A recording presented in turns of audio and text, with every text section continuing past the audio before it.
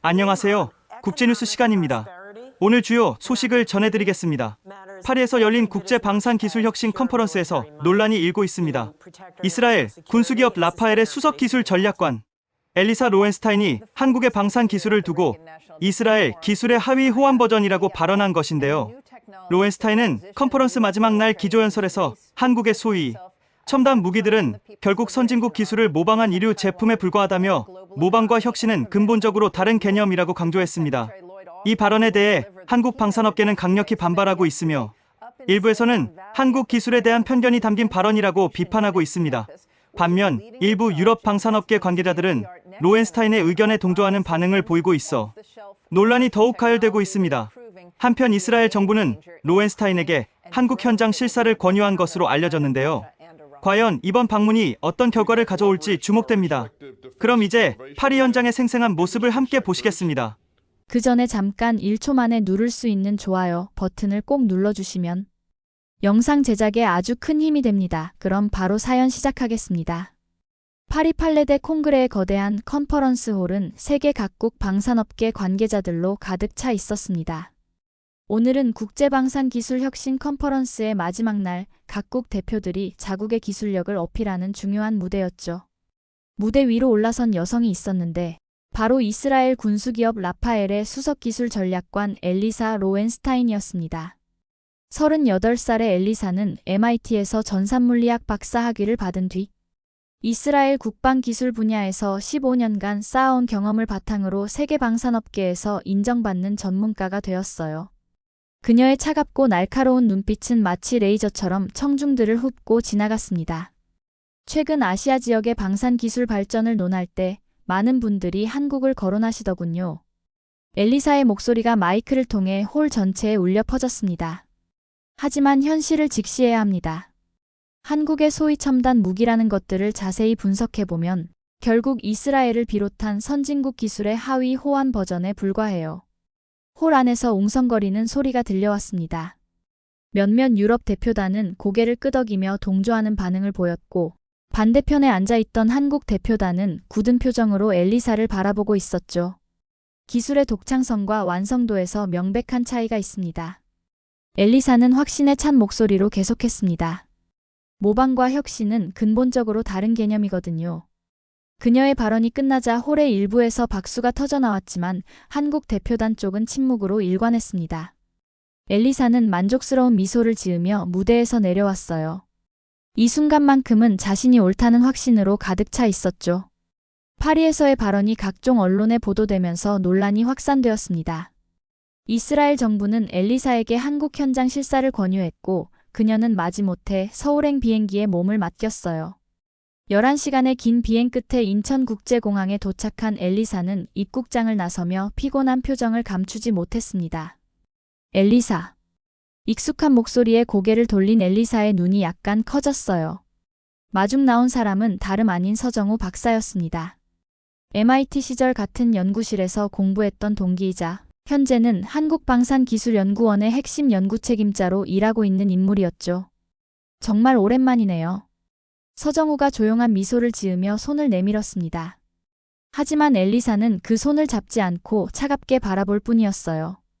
설마 당신이 나를 마중 나올 줄은 몰랐군요. 엘리사의 목소리에는 의외라는 감정과 함께 약간의 경계심이 섞여 있었습니다. 한국 정부가 얼마나 이 일을 중요하게 생각하는지 알겠네요. 서정우는 여전히 온화한 표정을 유지하며 엘리사의 캐리어를 가져갔습니다. 파리에서의 발언을 들었어요. 여전히 직설적이시군요. 사실을 말했을 뿐입니다. 엘리사가 단호하게 대답했어요. 당신도 내 말이 틀렸다고 생각하지는 않겠죠? 공항 로비를 걸어가는 두 사람 사이에는 묘한 긴장감이 흘렀습니다. 과거 MIT에서 치열하게 경쟁했던 기억들이 마치 어제 일처럼 되살아났죠. 당시에도 둘은 연구 방향과 철학에서 자주 충돌했었거든요. 이튿날 아침 서정우는 엘리사를 대전의 스마트시티 관제센터로 안내했습니다. 엘리사는 의아한 표정을 지었어요. 무기 기술을 보여주겠다더니 왜 이런 곳으로 데려오는 거죠? 그녀가 불만스럽게 물었습니다. 한국 무기의 뿌리를 보시려면 이곳부터 시작해야 합니다. 서정우가 차분하게 대답하며 관제센터 문을 열었어요. 거대한 모니터들이 벽면을 가득 채운 관제센터 안에서는 실시간으로 도시 전체의 상황이 펼쳐지고 있었습니다. 수천 대의 CCTV가 전송하는 영상들이 인공지능 시스템에 의해 분석되고 교통신호가 실시간으로 조절되며 응급 상황 발생 시 3분 내에 대응팀이 출동하는 모습이 화면에 나타났죠. 교통사고가 발생했습니다. 관제사가 말하자마자 시스템이 자동으로 우회 경로를 계산하고 주변 신호등을 조절하기 시작했어요. 동시에 구급차와 견인차가 자동으로 출동 지시를 받았습니다.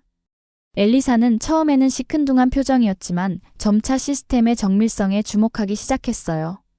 반응 속도가 상당히 빠르네요. 하지만 이게 무기기술과 무슨 상관이 있다는 거죠? 잠깐만 더 보세요. 서정우가 미소를 지으며 다른 화면을 가리켰습니다. 화면에는 도시 전체의 에너지 사용량, 통신망 상태, 심지어 하수도 시스템까지 실시간으로 모니터링되고 있었어요. 이 모든 시스템이 하나의 통합 네트워크로 연결되어 있습니다. 서정우의 설명이 계속되었죠. 그리고 이 기술이 바로 한국 무기 시스템의 핵심이에요. 점심시간이 되자 서정우는 엘리사를 방산연구소 인근의 장병식당으로 데려갔습니다.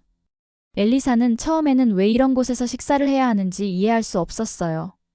우리가 여기서 뭘 하는 거죠? 그녀가 의아해하며 물었습니다. 점심을 드시면서 관찰해보세요. 서정우가 식당 입구로 그녀를 안내했어요. 식당에 들어서자마자 엘리사는 특이한 광경을 목격했습니다. 군인들이 식판을 들고 줄을 서자 RFID 리더기가 각자의 신분을 인식하고 개인별 영양 상태와 선호도에 맞는 메뉴를 자동으로 추천하기 시작했어요. 배식 로봇이 정확한 분량을 측정해서 담아주고 온도 센서가 음식의 온도를 실시간으로 체크했습니다. 5분 안에 300명이 식사를 받을 수 있어요. 서정우가 시계를 보며 말했습니다. 실제로 긴 줄이 있었음에도 불구하고 대기 시간은 거의 없었죠. 엘리사는 자신의 식판을 받으며 감탄했어요. 정밀성과 반복성의 극치네요. 마치 군수 시스템 같아요. 바로 그겁니다. 서정우가 테이블에 앉으며 설명했어요. 한국 무기의 철학은 바로 이것이에요. 빠름과 정확함의 문화 말입니다. 식당 안에서는 계속해서 효율적인 시스템이 돌아가고 있었습니다. 식기 반납도 자동화되어 있었고 청소 로봇들이 실시간으로 바닥을 깨끗하게 유지하고 있었어요. 심지어 음식물 쓰레기까지 자동으로 분류되어 처리되고 있었죠. 이 모든 시스템이 하나의 네트워크로 연결되어 있고 실시간으로 데이터를 수집하고 분석합니다. 서정우의 설명에 엘리사는 점점 더 관심을 보이기 시작했어요. 이것이 한국 무기 시스템의 기반 기술이죠. 셋째 날 드디어 실제 무기 시연이 시작되었습니다. 충청남도의 한 군사시설에서 천무 다연장 로켓 시스템의 실사격 시연이 예정되어 있었어요. 엘리사는 이제야 제대로 된 것을 볼 수 있다는 생각에 약간의 기대감을 갖고 있었습니다. 드디어 진짜를 보여주는군요. 엘리사가 방탄 유리 뒤의 관측소에서 말했어요. 하지만 다연장 로켓이라면 이스라엘도 충분히 앞선 기술을 가지고 있거든요. 지켜보시죠. 서정우가 차분하게 대답했습니다. 발사 카운트다운이 시작되었어요. 3, 2, 1, 발사. 순간 하늘을 가르는 굉음과 함께 여러 발의 로켓이 동시에 발사되었습니다. 그런데 엘리사가 예상했던 것과는 전혀 달랐어요. 각각의 로켓이 서로 다른 궤도를 그리며 날아가기 시작했거든요. 잠깐, 저 로켓들이 각각 다른 목표물을 향해 가고 있는 건가요? 엘리사가 놀란 목소리로 물었습니다. 맞습니다. 하나의 발사대에서 발사된 12발의 로켓이 각각 다른 목표물을 정확히 타격할 예정이에요. 서정우가 설명했죠. 레이더 화면을 통해 로켓들의 궤적을 추적하던 엘리사는 점점 더 경악하기 시작했어요. 각 로켓이 비행 중에도 궤도를 실시간으로 보정하고 있었거든요. 그리고 정확히 예정된 시간에 각각의 목표물에 명중했습니다. 이건 단순한 다연장 로켓이 아니잖아요. 엘리사의 목소리가 떨리기 시작했어요. 각각이 독립적인 유도 미사일 수준이네요. 궤도 보정 기술이 이 정도라면. 그녀가 중얼거렸습니다. 이건 정말 위협적이에요. 하지만 아직도 그녀의 표정에는 경계심이 가득했어요. 인정하고 싶지 않은 마음과 현실 사이에서 갈등하고 있었죠. 그날 밤 늦게 숙소인 호텔 로비에서 엘리사는 우연히 서정우와 마주쳤습니다. 하루 종일 봤던 것들 때문에 마음이 복잡했던 그녀는 술을 한잔하고 있었어요. 아직도 안 주무세요? 서정우가 조심스럽게 다가와 물었습니다. 당신 때문에 잠이 안 와요. 엘리사가 술잔을 기울이며 대답했어요. 알코올이 그녀의 혀를 풀어놓고 있었죠.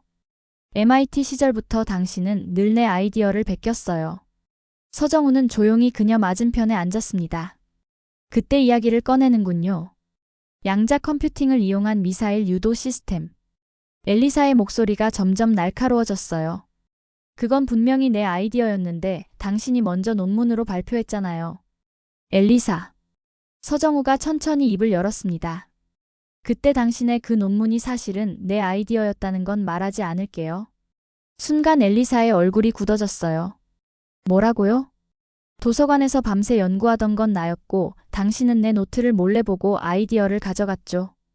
서정우의 목소리는 여전히 차분했지만 오랫동안 묻어두었던 진실이 드러나고 있었어요. 그건 엘리사가 말문이 막혔습니다. 갑자기 그때의 기억들이 선명하게 떠올랐죠. 정말로 자신이 서정우의 연구 노트를 몰래 본 적이 있었거든요.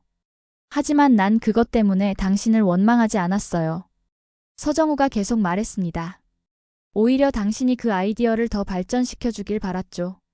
과거의 앙금과 연구 경쟁의 상처가 다시 수면 위로 떠올랐습니다. 두 사람 사이의 감정이 폭발하면서 인간적 갈등이 극대화되었어요. 넷째 날 서정우는 엘리사를 극비시설로 안내했습니다.